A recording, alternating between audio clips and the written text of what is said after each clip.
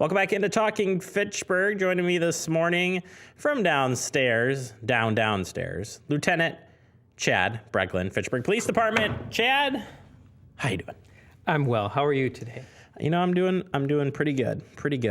Excited for the Thanksgiving season. Yes, and thank you for inviting me. I'm very thankful for that.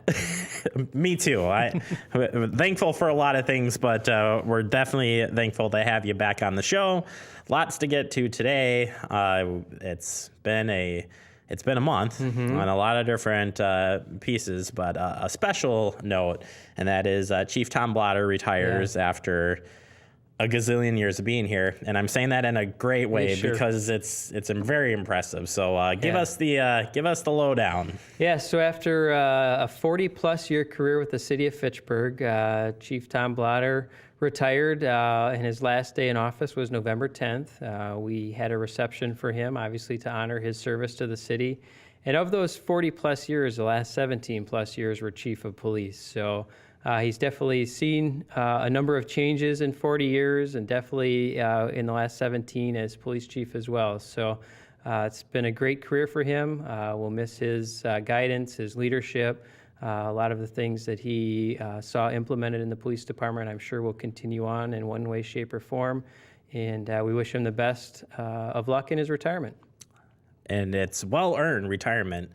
You and I are not going to see retirement for a long time. You'll see it before me, but time will tell. Less on this side. And yeah, we all hope to get there someday, at least. That's for sure. Absolutely. Let's talk about the overall what the police chief's role is. Tom serves many different, or probably wears many different hats. But for somebody looking on the outside in, what is the chief's role here? Yeah. So clearly, one of the primary roles of the chief police is to help shape the vision and mission of the police department. And ideally, that is shaped, obviously, through input from not only the people that work in the police department, but also the community itself. And once you have that mission and vision developed, obviously, then it's providing the tools and the resources and the support that the police officers and all the police department staff need to carry out that mission. So clearly he has been involved in a number of years in that capacity, ensuring that we have what we need to do our jobs. And obviously there's a component of holding police officers and department employees accountable to meeting those objectives and goals. And there's also a public side of it as well. You know, typically the chief of police is a position where you serve as the face of the police department and represent the police department in a number of public events and things like that. So, yeah, a position where you need to wear many hats without a doubt. Yeah, absolutely. He'll be missed, and, you know, congratulations again, Tom, for all the years. And, yeah, we'll move on, next generation, and I'm sure a lot of stuff he did will carry on as well. So transitioning now to kind of an interesting hot topic, definitely early this month, and and even the last couple of months, and we've talked about this, but we're talking, and this is not just Fitchburg related, not that I'm saying that's good and bad way, but we still got a lot of burglaries going on, theft from auto, or just auto theft. How do you sum that up? What's going on here, Chad? Well, Jeremy, I will echo what you said earlier, that we have talked about this before. So by us talking about it before, clearly, unfortunately, our crime prevention measures or messages have not been reaching to every corner of the city, so to speak.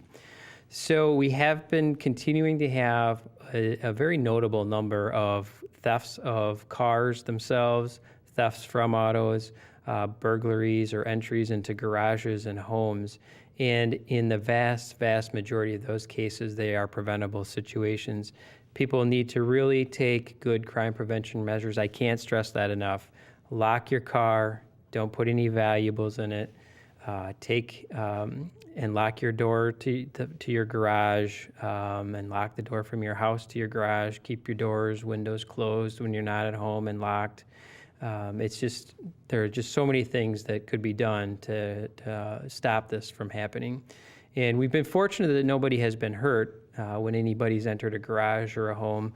But, you know, by preventing these sorts of things, we can certainly reduce the likelihood of that happening. And because we're seeing this countywide, our agencies from across the county or the cities all coming together to try to solve what's going on. I know that's a loaded question there, but what's that standpoint look like? Well, of course, we've been in contact with other agencies who have been experiencing similar problems. Most notably, Madison Police, our neighbor to the north, has had a number of incidents as well, both predominantly on the west side, but also on the south side, at least as it borders, those two areas bordering Fitchburg. We've been working with our analysts to kind of see if there are any patterns to the situations that are happening, and obviously helping communicate better where these things are actually happening at with our staff, and just generally trying to share information. We were fortunate that earlier this month we made an arrest in regards to one of the automobiles that had been stolen. But that is just one arrest, and there's been certainly a very notable number of stolen automobiles in particular in the last couple of months. There's been a big push in the nation for see something, say something. How your message and the takeaway from that? We in Fitchburg are a service-oriented police department, and what that means is that if you do see something, feel free to say something. We will send an officer out to look at the situation, or at least you can speak to an officer and explain to them what you're seeing, and they can kind of sort through it. But more than 9 times out of 10, we're going to send an officer to whatever somebody's called the police department about to have them come out and take a look at it. People that live in the neighborhood know what's normal. They know what's out of place.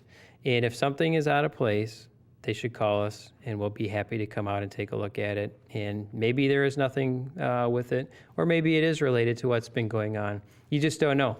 But if you don't call, we don't know. We can't even look into it. And if you're the victim of a crime, even just somebody's went through your car, for instance, and maybe just some loose change was taken, we'd still like to know about that.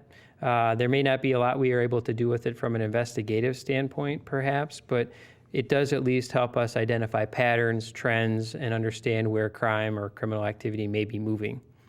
Yeah, I'm glad you said it, and I think that's, this day and age, we all got cell phones. Yeah. We all can pick up the phone. We can text. There's plenty of ways to reach you guys through the website and everything in between. So, but on the topic of the cell phones, if I may, they have cameras on them. And if you have the ability to snap some photos or roll some videos in certain situations, as long as obviously it's not putting yourself in danger, that could be very valuable information for us as we look to investigate things. Yeah, as you're talking about this stuff, so I'm thinking about the deterrents that are out there, and there's more recording happening at residents and stuff. So making sure that stuff's working, and then just being vigilant on what's happening in your neighborhood is key. Absolutely. So. All right. Well, I appreciate the time. Happy Thanksgiving to you and your family, and say hello to everybody at the police department, and thank the ones too who have to work Thanksgiving Day. Appreciate that as well. Thank you. All right. We'll take a quick break. It is Talking Fitchburg.